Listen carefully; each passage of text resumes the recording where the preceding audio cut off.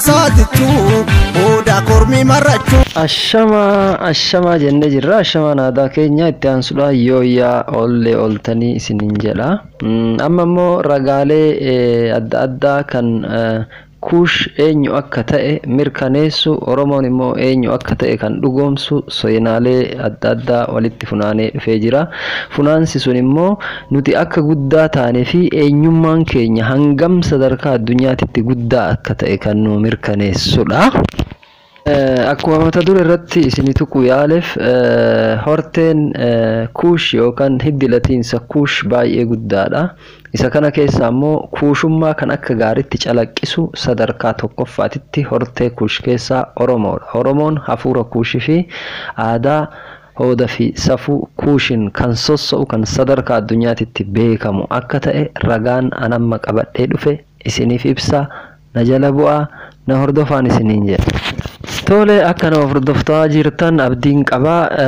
Dhaloota Kiristoosin dura waggoota 200 duratti mootonni Masrii kan kuush dur maal akka ta'an maal akka hojjechaa turan Oromoo wajjin maalin akka isaan walitti dhufan laallaa jechuudha.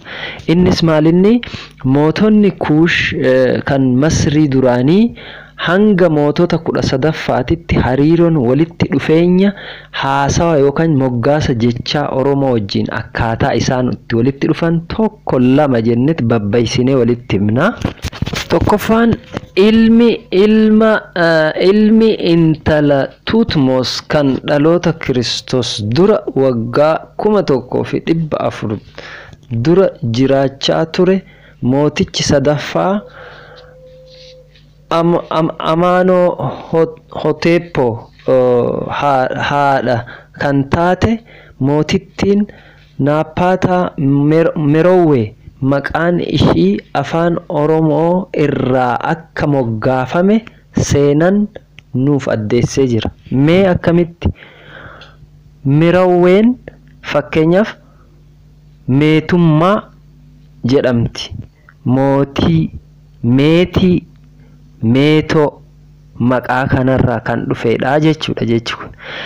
Kana kan nu mirkaneessu nuti hangam guddaa akka taane fi Afrikaa keessatti qooda olaanaa akka qabnu qooda keenya kana immoo qooda leencaa waan ta'eef nafxanyaan kan buruuje yookaan gaaddidduu waraabessaa qaban dhufanii kana cabsanii eenyummaa keenya sarbanii jiraachuu wanni barbaadaniif hangam nuti guddaa akka taane fi dhageettii isaaniirra akka qabnu sababa saniif seenaa keenya qilleensa irratti hatanii gama ofiititti deebisuudhaaf tattaafatanii jechuudha.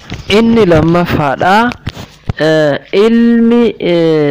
Ilma Merowee kan mootii tures intala isaa maqaan inni moggaasee fi ittiin waamaa ture ta'ii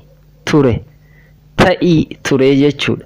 Kun ragaa guddaadha yookaan gahaadha. Fakkeenyaaf jechi ta'i jedhu kun taa'i, taa'aa, taa'uu, taa'an kan jedhu irraa dhufee jechuudha. Nuti hortee kuushii wajji hangam firummaa akka qabnu ragaan nuti Afrikaadhaan ala akkan dhufin mirkaneessu isa kanaa jechuudha.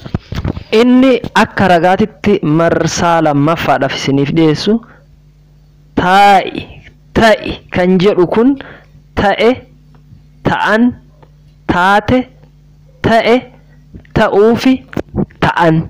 Kunis ragaadha jechuudha. Inni biraan immoo mootichi Tutmos maqaan isaa yeroo hiikamee tokko tokkoon addaan bayfamee ilaalamu jecha Oromoo lamarraa kan ijaarame maqaan moggaasni tooftan jechoota lama walitti camadanii yookaan wal qabsiisanii ittiin dubbatan kan Oromoo wajjin akka inni itti wal simatu nutti argisiisaa jechuudha. Tutmos maqaan kun jechoota lamarraa walitti dhufe kana laaluudhaaf nama maqaan isaa waan jecha jettuu fi gaarii jecha jedhutu walitti dhufe. Inni kunis tuuta jechuuf kan jedhuu fi Moosis kan jedhutu walitti dhufee jechuudha. Yeroo maqatti jijjiiramu Tutmos tuuta Moosisiidha maqaa waan ta'eef tutmos kun jecha Oromooti.